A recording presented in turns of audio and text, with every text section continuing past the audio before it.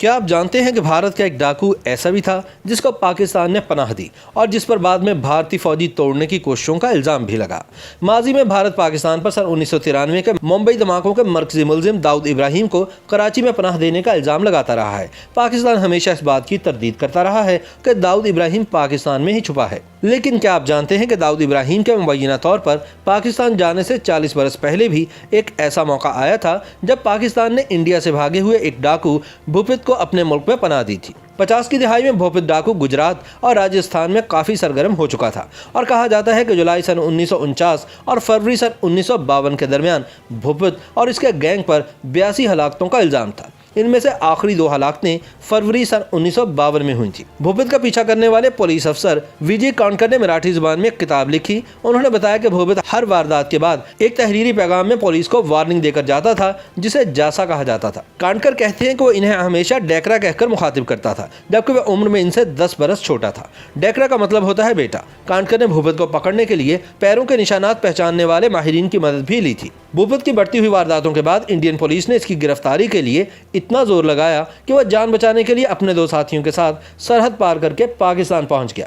यहाँ इसको गिरफ्तार किया गया और पाकिस्तान में गैर कानूनी तरीके से दाखिल होने और हथियार रखने के इल्ज़ाम में बाकायदा मुकदमा चलाया गया। एक पाकिस्तानी अदालत ने भूपित को 1 बरस की सजा भी सुनाई। मशहूर किताब the people next door the curious history of India's relation with Pakistan के मुसन्निफ और पाकिस्तान में इंडिया के सफीर के ओहदे पर रह चुके डॉक्टर TCA राघवन बताते हैं, इसके बारे में मैंने एक फ़ाइल देखी थी जो मेरे पास डिक्लासिफाइड करने के लिए आई थी ताकि इसे नेशनल आर्काइव्स में भेजा जा सके।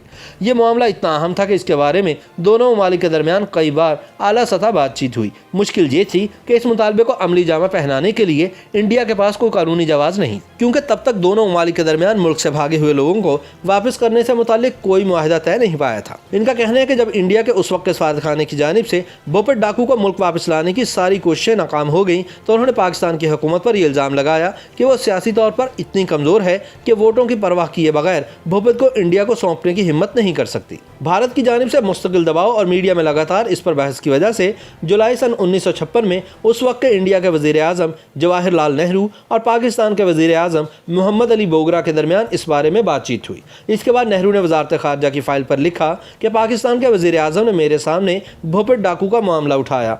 मेरे ख्याल में इस बारे में शुरुआत उनकी तरफ से हुई। मिस्टर बोगरा ने कहा कि वो पूरी तरह से इस बात से मुत्तफिक हैं कि भूपित की हौसला अफजाई नहीं की जानी चाहिए थी। इसे इंडिया वापस भेजे जाने के बारे में उन्होंने ये कहकर हाथ झाड़ लिए कि दोनों ममालिक के दरमियान मुल्क से भागकर आने वालों को वापस करने से मुतालिक सिरे से कोई मुआहदा ही मौजूद नहीं।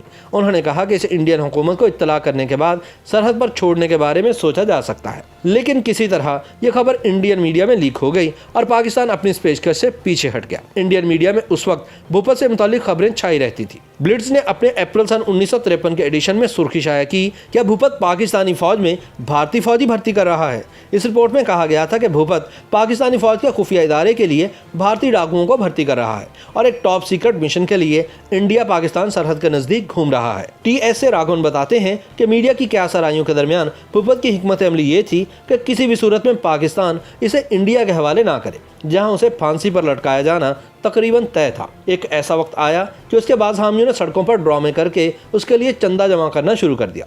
उन्होंने तकरीबन 1500 रुपये जमा किए। उस ज़माने में ये बड़ी रकम थी। इससे भूपित की इतनी हौसला अफजाई हुई कि उसने एक फिल्म बनाने का मंसूबा बनाया जिसमें जोनागढ़ पर भारतीय फौज के कब्जे को दिखाया जाता। उनका मौक़िफ़ ये था कि इस तरह की फिल्म से इंडिया के खिलाफ पाकिस्तान के प्रोपेगेंडा को फ़रोग मिलेगा। भूपित को यह अंदाज़ा हो गया था कि इंडिया भेजे जाने से बचने का वाहिद तरीका यही है कि वह खुद का जूनागढ़ की आज़ादी के लिए लड़ने वाला शख्स बताए।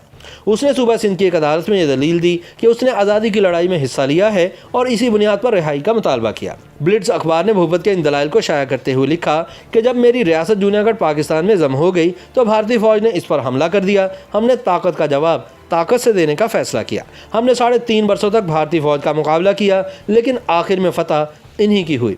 इसके बाद मुझे इंडिया छोड़ने और पाकिस्तान में पनाह लेने पर मजबूर होना पड़ा। मैं पाकिस्तान के आइन का वफादार हूँ जिसने मुझे पनाह देकर मेरी ज़िंदगी बचाई।